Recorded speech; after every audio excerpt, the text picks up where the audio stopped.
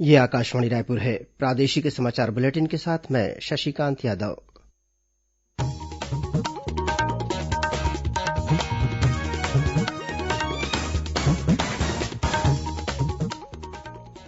और अब पेश है आज के मुख्य समाचार। प्रधानमंत्री नरेंद्र मोदी ने कहा है कि सरकार न्यूनतम समर्थन मूल्य और फसलों की सरकारी खरीद के लिए प्रतिबद्ध है। केंद्र सरकार ने हाल ही में छत्तीसगढ़ सहित 5 राज्यों में कोरोना संक्रमण के बढ़ते मामलों पर काबू पाने के लिए उच्च स्तरीय दलों की नियुक्ति की। भारतीय खेल प्राधिकरण ने प्रदेश में आवासीय हॉकी अकादमी और एक्सीलेंस सेंटर के प्रस्ताव को मंजूरी दी। तीरंदाजी अकादमी के प्रस्ताव को भी मिली स्वीकृति। और मरवाही विधानसभा उपचुनाव के लिए नामांकन दाखिले की प्रक्रिया संपन्न। अंतिम दिन कांग्रेस प्रत्याशी के ध्रुव के अलावा जनता कांग्रेस छत्तीसगढ़ के अमित जोगी और ऋचा जोगी ने नामांकन दाखिल किया।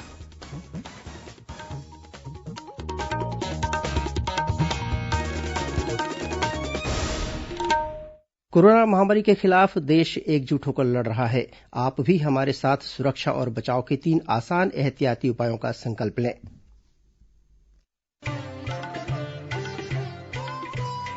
कोविड-19 से बचाव और सुरक्षित रहने के 3 उपाय। मास्क लगाएं, 2 गज दूरी है जरूरी, सुरक्षित दूरी रखें, हाथ और मुंह साफ रखें।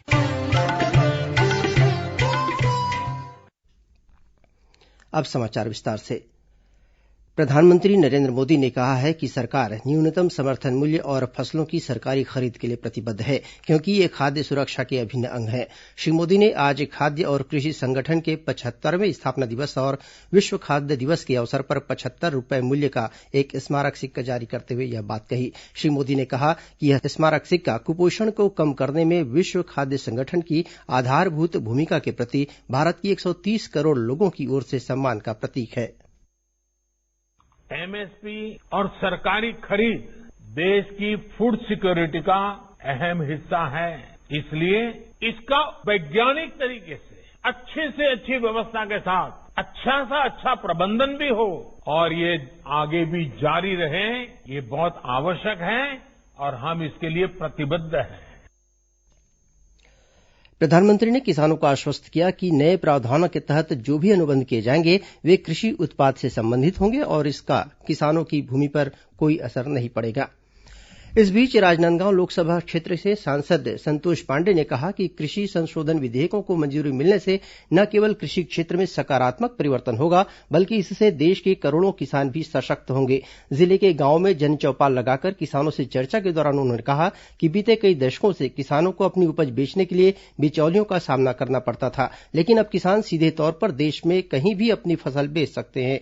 उन्होंने कहा कि इस विधेयक से किसानों की आय दोगुनी करने के प्रयासों को बल मिलेगा और उनकी समृद्धि सुनिश्चित होगी। श्री पांडेय ने किसानों को बताया कि न्यूनतम समर्थन मूल्य की जो मौजूदा व्यवस्था लागू है वह और सरकारी खरीद जारी रहेगी। उन्होंने किसानों से गुमराह नहीं होने की अपील की है। इस बीच महासमुंद जिले में किसान मजदूर महासंघ के प्रतिनिधियों ने कृषि विधेयकों को किसान विरोधी बताते हुए आज प्रदर्शन किया। केंद्र सरकार ने हाल ही में छत्तीसगढ़ सहित 5 राज्यों में कोरोना संक्रमण के बढ़ते मामलों पर काबू पाने के लिए उच्च स्तरीय दलों की नियुक्ति की है। प्रत्येक दल में एक संयुक्त सचिव, एक स्वास्थ्य विशेषज्ञ शामिल होगा जो जन स्वास्थ्य पहलुओं का अध्ययन करेगा। केंद्रीय स्वास्थ्य मंत्रालय ने कहा है कि ये दल कोरोना के नियंत्रण, निगरानी, परीक्षण, संक्रमण की रोकथाम और नियंत्रण उपायों तथा पॉजिटिव मामलों के कुशल दैनंदिन प्रबंधन को मजबूत करने की दिशा में राज्य के प्रयासों में सहयोग करेंगे। बिलासपुर कलेक्टर डॉक्टर सारांश मित्तर ने जिले की व्यावसायिक दुकानों और प्रतिष्ठानों के खुलने तथा बंद करने की समय सीमा पर लगा प्रतिबंध हटा दिया है। गौरतलब है कि इससे पहले कोरोना वायरस के बढ़ते संक्रमण के कारण जिले की दुकानों और व्यावसायिक प्रतिष्ठानों को सुबह 6 बजे से रात 8 बजे तक ही खोलने की अनुमति दी गई थी। इधर धमतरी कलेक्टर जयप्रकाश मौर्य ने जिले के सभी पेट्रोल पंप संचालकों को मास्क नहीं पहनने वाले वाहन चालकों को पेट्रोल और डीजल नहीं दिए जाने के निर्देश दिए हैं। इस बीच छत्तीसगढ़ की भरथरी गायिका रेखा जलछत्री ने लोगों से कोरोना संक्रमण से बचाव के लिए जरूरी सावधानियां बरतने की अपील की है। आकाशवाणी के सभी श्रोताओं को मेरा नमस्कार, जय जोहार। मित्रों, कोविड महामारी के खिलाफ पूरा देश में एकजुट होकर लड़ रहा है। प्रधानमंत्री नरेंद्र मोदी ने हाल ही में इसमें से बचाव के बारे में लोगों को जागरूक करने के लिए एक जन आंदोलन की शुरुआत की है। हम सभी को इस जन आंदोलन में सहभागी बनना है। आइए आज हम सब अपने स्वयं के और अपने परिवार तथा समाज की कोरोना संक्रमण से सुरक्षा और बचाव के लिए 3 आसान उपायों को अपनाने का संकल्प लें।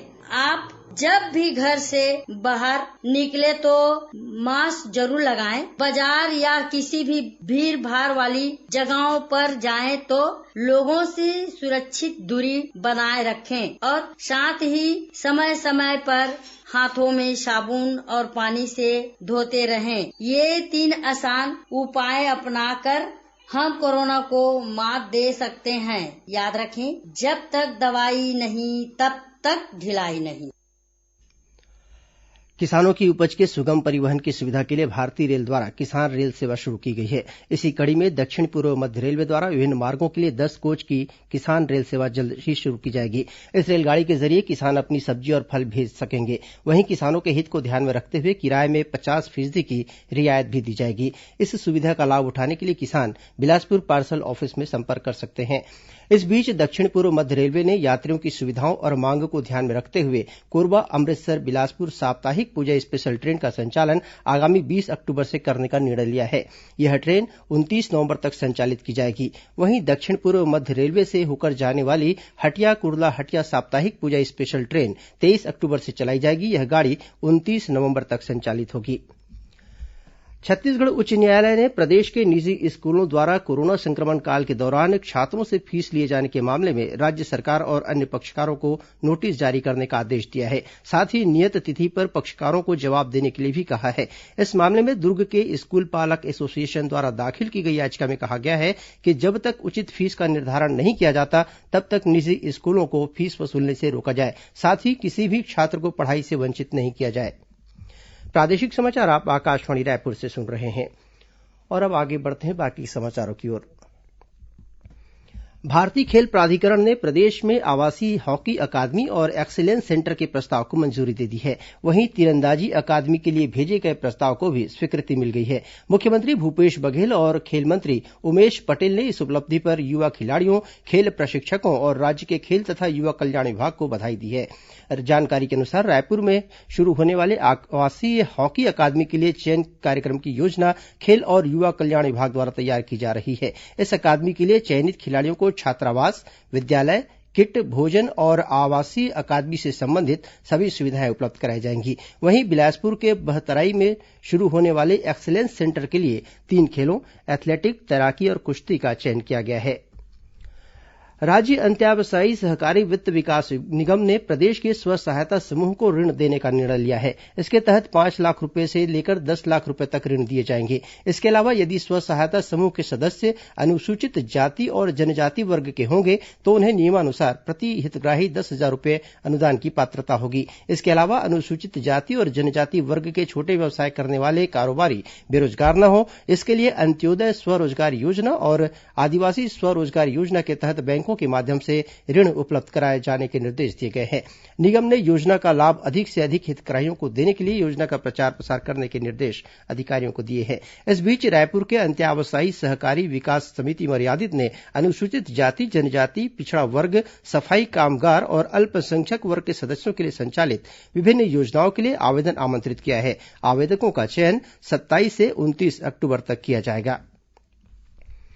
मरवाही विधानसभा क्षेत्र में होने वाले उपचुनाव के लिए नामांकन दाखिले का आज अंतिम दिन था। कल 17 अक्टूबर को नामांकन पत्रों की जांच की जाएगी। नामांकन दाखिल के अंतिम दिन आज कांग्रेस प्रत्याशी डॉक्टर के ध्रुव के अलावा जनता कांग्रेस छत्तीसगढ़ के उम्मीदवार अमित जोगी और उनकी पत्नी ऋचा जोगी ने भी नामांकन पत्र दाखिल किया। कांग्रेस प्रत्याशी के नामांकन पत्र दाखिल करने के समय मुख्यमंत्री भूपेश बघेल, सांसद ज्योत्सना महंत, राजस्व मंत्री जयसिंह अग्रवाल और कांग्रेस के प्रदेश अध्यक्ष मोहन मरकाम भी उपस्थित थे। वहीं अमित जोगी और ऋचा जोगी के नामांकन दाखिल के समय विधायक डॉक्टर रेणु जोगी भी मौजूद थीं।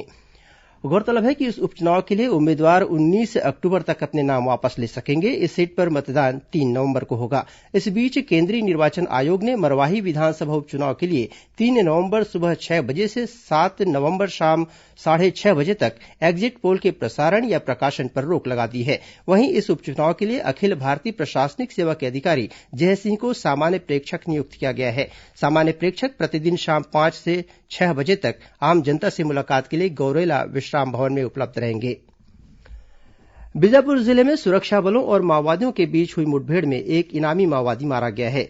मिली जानकारी के अनुसार जिला पुलिस और केंद्रीय रिजर्व पुलिस बल सीआरपीएफ का संयुक्त दल बासागुड़ा थाना क्षेत्र में तलाशी अभियान पर निकला था। इस दौरान कोरसागुड़ा और आउटपल्ली के जंगलों में माओवादियों ने सुरक्षा बलों पर अचानक हमला कर दिया। जवानों द्वारा की गई जवाबी कार्रवाई में 1 लाख रूपये का इनामी माओवादी मारा गया। इधर सुकमा जिले में सुरक्षा बलों को नुकसान पहुंचाने के उद्देश्य से माओवादियों द्वारा लगाए गए विस्फोटक को निष्क्रिय कर दिया गया है। मिली जानकारी के अनुसार केंद्रीय रिजर्व पुलिस बल का दल तलाशी अभियान पर निकला था। इस दौरान किस्टाराम के पालोड़ी शिविर के पास जवानों ने आईईडी बरामद किया, जिसे मौके पर ही नष्ट कर दिया गया। शक्ति की आराधना का पर्व शारदेय नवरात्र कल से शुरू हो रहा है। इस अवसर पर प्रदेश के विभिन्न देवी मंदिरों में 9 दिनों तक विशेष पूजा अर्चना की जाएगी। देवी मंदिरों और शक्तिपीठों में मनोकामना ज्योति कलश की स्थापना भी होगी। विधानसभा अध्यक्ष डॉक्टर चरणदास महंत ने शारदेय नवरात्र और दुर्गोत्सव के अवसर पर प्रदेशवासियों को बधाई दी है। इस बीच कोरोना के बढ़ते संक्रमण के मद्देनजर राज्य सरकार ने नवरात्र पर्व के लिए कई दिशा निर्देश जारी किए हैं। इसके अनुसार मां दुर्गा की मूर्ति की ऊंचाई 6 फीट और चौड़ाई 5 फीट से अधिक नहीं होनी चाहिए। पंडाल के सामने कम से कम 3000 वर्ग फीट की खुली जगह में कोई भी सड़क या गली का हिस्सा प्रभावित न हो। इसके अलावा मंडप पंडाल के सामने दर्शकों के बैठने के लिए अलग से पंडाल नहीं लगाने की बात कही गई है। साथ ही पंडाल में एक समय में 20 से अधिक व्यक्ति प्रवेश नहीं कर सकेंगे। मूर्ति स्थापित करने वाले व्यक्ति या समिति द्वारा 4 स्थानों पर सीसीटीवी कैमरे लगाने होंगे। मूर्ति दर्शन या पूजा में शामिल होने वाला कोई भी श्रद्धालु बिना मास्क के प्रवेश नहीं करेगा। वहीं मूर्ति स्थापित करने वाली समिति या व्यक्ति को पंडाल में सैनिटाइजर, थर्मल स्क्रीनिंग, ऑक्सीमीटर और हैंडवॉश की व्यवस्था करनी होगी।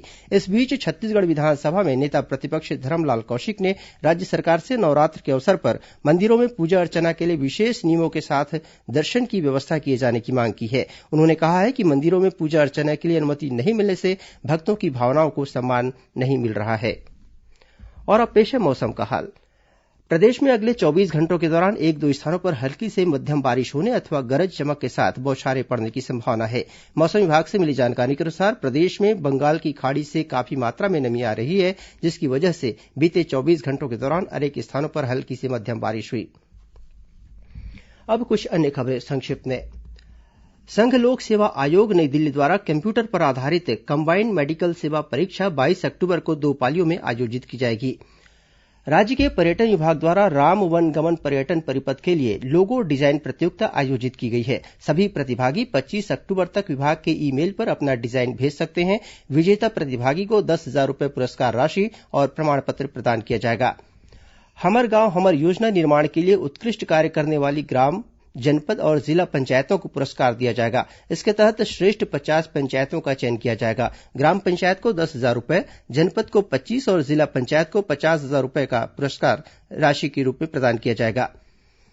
भाजपा कार्यकर्ताओं के निःशर्त रिहाई और 11 लोगों के खिलाफ दर्ज किए गए अपराध को वापस लेने की मांग को लेकर दुर्ग लोकसभा सांसद विजय बघेल का आमरण अनशन आज तीसरे दिन भी जारी रहा। इस बीच कांकेर के सांसद मनोज मंडावी और पूर्व मंत्री राजेश मूणत सहित रमशीला साहू ने इस आंदोलन को अपना समर्थन दिया है।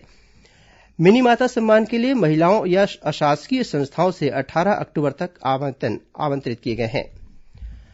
महासमुंद जिले के पुलिस अधीक्षक प्रफुल्ल ठाकुर ने कर्तव्य में लापरवाही और अनुशासनहीनता बरतने पर एक आरक्षक को बर्खास्त कर दिया।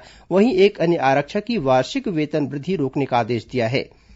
कल 15 अक्टूबर को विश्व हाथ धुलाई दिवस पर दुर्ग जिले की विभिन्न ग्राम पंचायतों में कार्यक्रमों का आयोजन कर स्वच्छता दीदियों ने लोगों को हाथ धोने के सही तरीके के बारे में जागरूक करने के साथ ही कोरोना संक्रमण से बचने के लिए जरूरी सावधानियां बरतने का संदेश भी दिया। जांजगीर चांपा जिले में नौकरी लगाने के नाम पर 7.5 लाख रूपये की ठगी करने का मामला सामने आया है। इस मामले में मुलमुला थाना की पुलिस ने एक आरोपी को गिरफ्तार कर लिया है। वहीं 2 आरोपी अब भी फरार है। दुर्ग जिले के नंदनी थाना अंतर्गत हरदी गांव में एक अधेड़ किसान द्वारा आत्महत्या करने का मामला सामने आया है। किसान के परिजनों के अनुसार उस पर 1.25 लाख रूपये का कर्ज था और इस साल उसकी फसल कीट प्रकोप के कारण बर्बाद हो गई थी।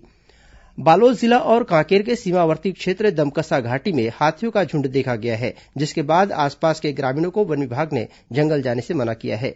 और कोंडागांव जिले के केशकाल में वाहनों की तलाशी के दौरान पुलिस ने 1.5 लाख रूपये कीमत का करीब 1.5 क्विंटल गांजा जब्त किया है। इस मामले में 2 आरोपियों को गिरफ्तार किया गया है। अंत में मुख्य समाचार एक बार फिर। प्रधानमंत्री नरेंद्र मोदी ने कहा है कि सरकार न्यूनतम समर्थन मूल्य और फसलों की सरकारी खरीद के लिए प्रतिबद्ध है। केंद्र सरकार ने हाल ही में छत्तीसगढ़ सहित 5 राज्यों में कोरोना संक्रमण के बढ़ते मामलों पर काबू पाने के लिए उच्च स्तरीय दलों की नियुक्ति की। भारतीय खेल प्राधिकरण ने प्रदेश में आवासीय हॉकी अकादमी और एक्सीलेंस सेंटर के प्रस्ताव को मंजूरी दी। तीरंदाजी अकादमी के प्रस्ताव को भी मिली स्वीकृति। और मरवाही विधानसभा उपचुनाव के लिए नामांकन दाखिले की प्रक्रिया संपन्न। अंतिम दिन कांग्रेस प्रत्याशी के ध्रुव के अलावा जनता कांग्रेस छत्तीसगढ़ के अमित जोगी और ऋचा जोगी ने नामांकन दाखिल किया। इसी के साथ प्रादेशिक समाचार बुलेटिन समाप्त हुआ। नमस्कार।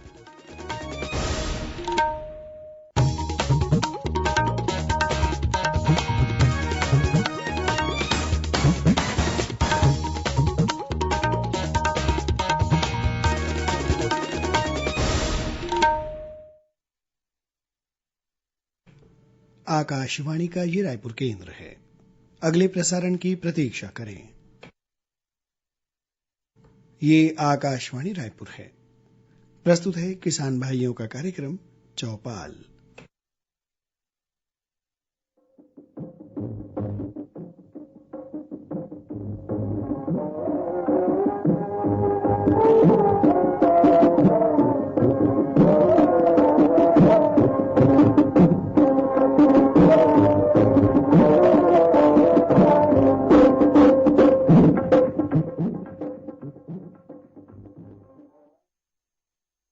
आप तो कॉन्ट्रैक्टर हैं सुखीराम जी, तो बताइए अल्ट्राटेक सीमेंट ही क्यों? और भी तो हैं कम दाम वाले। है तो सही, पर कल छत से पानी टपके दीवारों पे क्रैक आए तो देखिए घर का काम और मेरा नाम दोनों खराब। और तब पछता के क्या होगा जब चिड़िया चुग गई